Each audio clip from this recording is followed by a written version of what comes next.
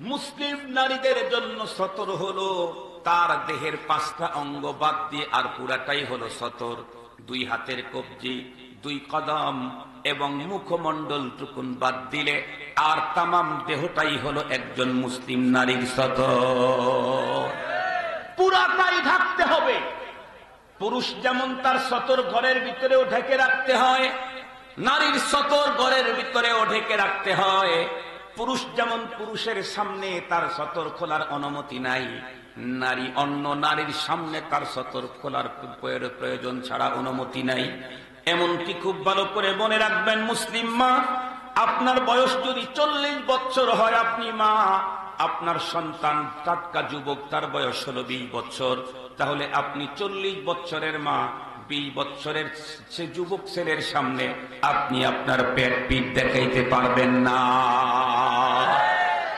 মা তার সন্তানের সামনে পেট পিঠ খোলা রাখার অনুমতি নেই।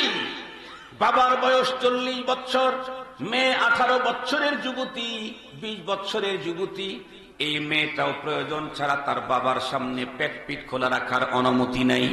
এমনকি একজন নারী আর একজন নারীর সামনেও বিনা প্রয়োজনে সতর খোলার অনুমোদন নাই।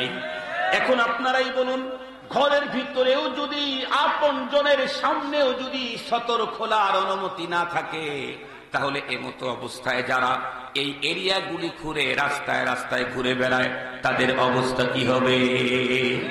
তাদের অবস্থা কত বড় জটিল হবে, এই কথাটা প্রথমেই পয়গম্বরের হাদিস থেকে আপনাদেরকে শোনায় দিতে চাই।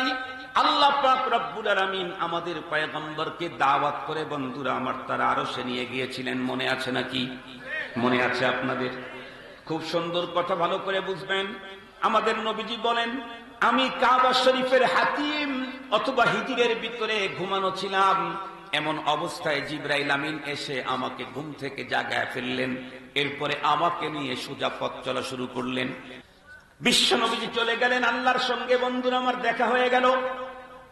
রব্বুল আমিন তার হাবিবকে ডেকে বলেন, হাবিব, সময় বড় সংকীর্ণ, আমার তো কোটি কোটি প্রজেক্ট দিয়ে আমি তামাম পৃথিবীকে সাজায় রাখছি, তার ভিতরে 2টা প্রজেক্ট আপনাকে দেখতেই হবে। একটা হলো জান্নাতের প্রজেক্ট আর একটা হলো জাহান্নামের প্রজেক্ট। জাহান্নামের প্রজেক্টটা আমাদের পয়গম্বর দেখলেন।